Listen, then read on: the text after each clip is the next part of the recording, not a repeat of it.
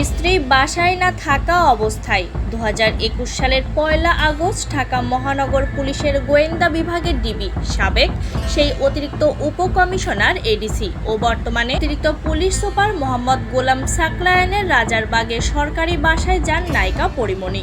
প্রায় 17 ঘন্টা সেখানে অবস্থান করেন তিনি।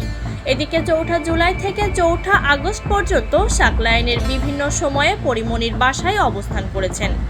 তার ও পরীর মোবাইল ফোনে আদান প্রদানকৃত মেসেজ ও ফেসবুক মেসেঞ্জারে কথোপকথন সাধারণ পরিচিতি বা পেশাগত প্রয়োজনে স্থাপিত কোনো সম্পর্কের নয়, বরং অনৈতিক প্রেমের সম্পর্ক। পুলিশ অধিদপ্তরের LIC শাখা থেকে দেওয়া সাকলায়েনের ফোনের CDR থেকে এসব তথ্য পাওয়া যায়। সাকলায়েনকে বাধ্যতামূলক অবসরে পাঠানো হচ্ছে। পরীমনির সঙ্গে রাত্রি যাপন ও অনৈতিক সম্পর্কের বিষয়টি প্রমাণিত হওয়ায় এই সিদ্ধান্ত নেওয়া হচ্ছে।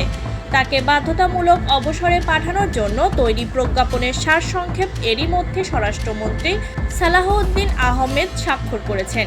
সারসংক্ষেপটি প্রধানমন্ত্রীর কার্যালয় হয়ে রাষ্ট্রপতির দপ্তরে পাঠানো হবে। পরে রাষ্ট্রপতির আদেশে তাকে বাধ্যতামূলক অবসরে পাঠানোর প্রজ্ঞাপন জারি করা হবে। স্বরাষ্ট্র মন্ত্রণালয়ের সংশ্লিষ্ট সূত্র বিষয়টি নিশ্চিত করেছে।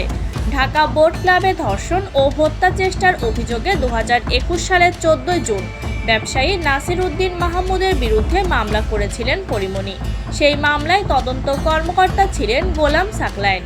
সেই সূত্র ধরে সাকলায়েনের বাসায় যাতায়াত শুরু করেন পরী। সিসিটিভির ফুটেজে দেখা যায় 2021 সালের 1 আগস্ট সকালে পরীমনি নিজের গাড়ি নিয়ে সাকলায়েনের বাসায় যান এবং গভীর রাতে বেরিয়ে আসেন। অনৈতিক সম্পর্কের অভিযোগ ওঠার পর গোলাম সাকলায়েনকে ডিবি থেকে বদলি করা হয়েছিল। পাশাপাশি 3 সদস্যের তদন্ত কমিটি গঠন করা হয়। অভিযোগের সত্যতা পায় ওই কমিটি।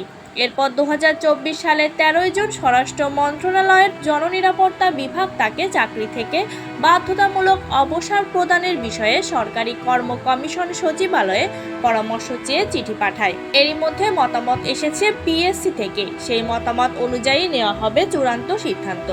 PSCতে পাঠানো স্বরাষ্ট্র মন্ত্রণালয়ের চিঠিতে বলা হয়, ডিবি গুলশান বিভাগের ADC থাকাকালে নায়িকা পরীমনির সঙ্গে ঘটনাক্রমে দেখা এবং যোগাযোগ শুরু হয়।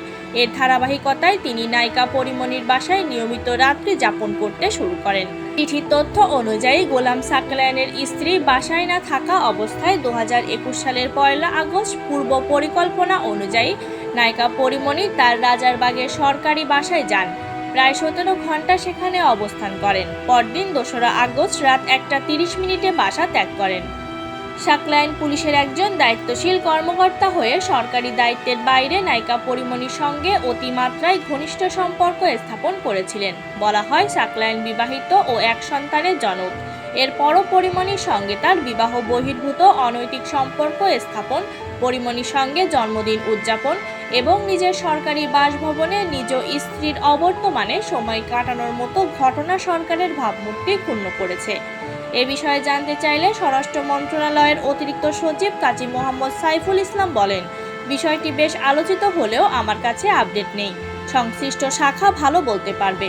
মন্ত্রণালয়ের শৃঙ্খলা শাখার উপসচিব মোহাম্মদ মিজানুর রহমান তালুকদার বিষয়টি নিয়ে টেলিফোনে কোনো মন্তব্য করতে রাজি হননি।